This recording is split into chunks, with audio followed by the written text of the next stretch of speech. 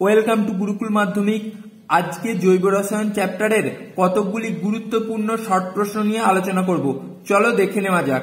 দেখো, প্রথম প্রশ্নটি বলেছে নীল লিটমাসকে লাল করে এমন একটি জৈব যৌগের উদাহরণ দাও। এটির উত্তর হবে অ্যাসিটিক অ্যাসিড। অ্যাসিটিক অ্যাসিড এর সংকেতটাও লিখে দেবে এর সাথে সাথে CH3COOH।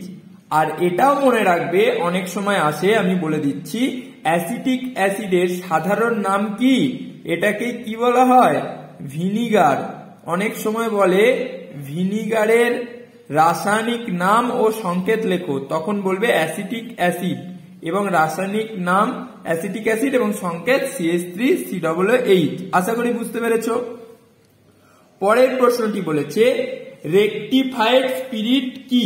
এটা যদি 1 নম্বরের এসিকিউতে আসে তোমরা লিখবে এটি হলো 95.6% ইথানল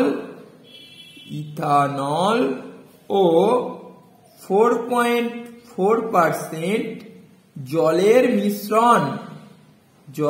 মিশ্রণ। এটা অনেক সময় এমসিকিউতেও আসতে পারে, তাই জন্য এই পার্সেন্টেজ দুটো, ইথানল ও জলের পার্সেন্টেজ দুটো তোমরা অবশ্যই মনে রাখবে।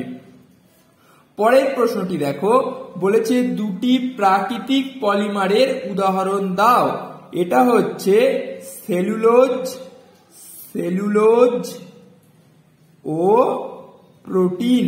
এটা তোমরা মনে রাখবে, এটা খুব গুরুত্বপূর্ণ প্রশ্ন।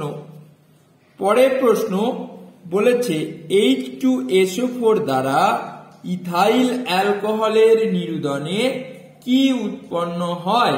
এটা তোমরা সকলেই জানো, কি উৎপন্ন হয়? Ethylene C2H4। এই নামের সাথে সাথে সংকেতগুলো তোমরা লিখে দেবে। পরের প্রশ্ন বলেছে প্রোটিনের মনোমারের নাম কি? খুব গুরুত্বপূর্ণ, হয় মনোমার নয় পলিমার, এই ধরনের একটা প্রশ্ন কিন্তু আসেই। তো অনেক সময় পলি যোগ করে দেওয়া হয় বা অনেক সময় পলিটা কেটে দিয়ে মনোমারটা লেখা হয়। তাহলে প্রোটিনের মনোমার কি? এখানে তো কোনো পলি লেখা নেই, তাহলে কি হবে?